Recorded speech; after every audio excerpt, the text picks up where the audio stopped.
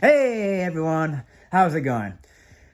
I am going to be talking a little bit about a big flaw I see with cognitive behavioral therapy, CBT. But I want you guys to leave down in the comments, and if any of you out there have gotten therapy in the past or are currently in therapy, let me know your thoughts about CBT, because I'm sure it's probably helped a lot of people out there, but from my experience, from the therapist I've worked with, it has yielded pretty much no results. So, okay, cognitive behavioral therapy pretty much seems to fall under the assumption that how we think is going to influence how we behave. And of course, how we behave ends up influencing how we feel. So the presumption is if we want to change how we feel, we've got to change how we think.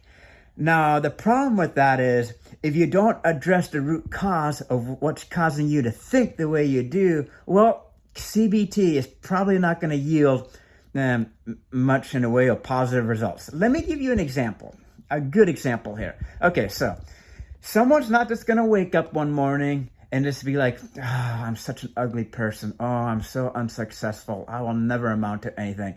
Usually there's a reason why someone has developed those thoughts. There's usually a series of events. And a big potential cause of someone feeling like they're ugly is, of course, being teased and bullied earlier in their lifetime, especially if they're teased about their looks or their weight or whatever else they may be. So that constant teasing, and maybe they just were never able to really kind of overcome it. And it also depends on the duration of how often you're teased and how late into life you're teased and bullied. So let's say you were really skinny. If you were super skinny, or maybe you had a certain facial feature that sticks out. If people were pointing that out later into your life, say like into your upper teens, lower and even middle 20s, that's going to have a longer lasting effect. It's going to influence how you think. And if you think that you feel ugly, well, what's going to end up happening is you're going to behave in a way that's going to make you potentially avoidant. Maybe you're not going to want to date. And if you're a guy, you may not want to approach a woman, or whatever your gender is, you're not going to want to approach your ideal partner. And because you feel like you're ugly or you feel like you're not good enough. And so events have caused you to think the way you do. So without addressing those events that cause the way to cause the way you think, I feel like CBT is kind of a dead end. So it's like, okay, obviously, you can't really fix the past, but let's say like they might say like, okay, what were you teased most about? So an example might be like, well, I was being teased a lot because I was super skinny. I was like severely underweight. So like the solution might be like, okay, well, you got to be careful how you say it, because you can't just be like, well, hit the gym, dude, or hit the gym, ma'am, because it's not gonna necessarily work that way. But I mean, you can maybe use that as a potential option. You can be like, okay, have you ever thought about maybe adhering to some like exercise program and so forth? But really, what you've got to do is you've got to come up with a plan to address the root cause of what's causing you to think the way you do.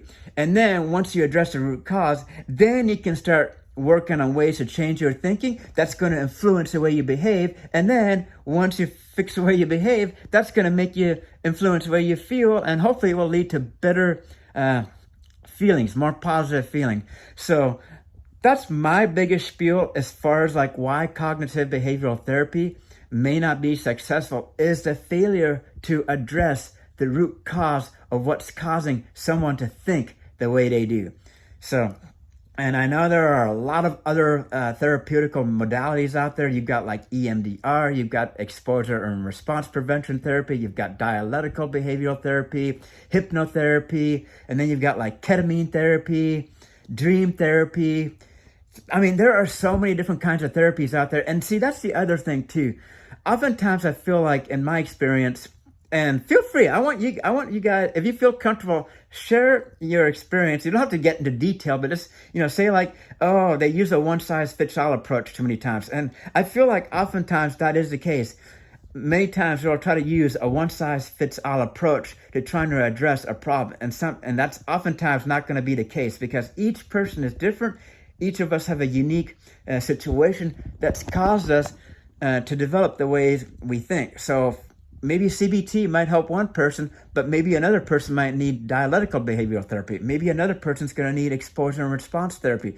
Another person might need EMDR, depending on how severe or how long of duration the trauma was. So different things are going to be more helpful for a particular type of individual. So that's the thing when it comes to mental health care, is a one-size-fits-all approach is not always going to be the best fit. And yes, I know I kind of have like my doubts with CBT, but that's only based on my experience. And that's because you really don't spend much time trying to find the ways that's causing you to think the way you do. So, and I know that's kind of why I oftentimes find myself thinking, well, maybe I do need to see a speech pathologist to see if maybe the way I speak, or maybe I have too much of a lisp, or maybe I'm like stuttering too much, or maybe I'm slurring my words, and that's causing me to kind of make people a little weary of me. And then, of course, then I'm thinking, oh, well, I'm just like, so it's like you start to develop those feelings. It's like, okay, well, I feel ugly because I can't seem to go out there and meet new people. Well, what's causing you to think that way? Maybe it is possible I could have a lisp, or maybe it is possible, maybe I talk about myself too much.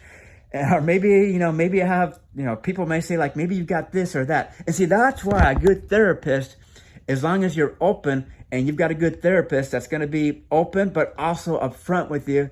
And sometimes they might have to be like, okay, well, you have to admit, maybe you do have some of these tendencies, and I don't want you to be offended, but we can work on that. Sometimes you do have to take a little bit of, be willing to take a little bit of criticism if you've got a good psychologist and you've got a good fit. You feel like you've got a good fit. Sometimes it does take a little bit of a tough loving to kind of work through those problems. But all in all, when it comes to CBT, you've got to address the root cause. You've got to figure out what's causing someone to think the way they think. And once you get that down, then I feel like CBT can be a lot more useful. So let me know your experience down in the comments section. Hopefully you guys are doing well out there. Thank you all for watching, and I'll be back with another video soon. Peace.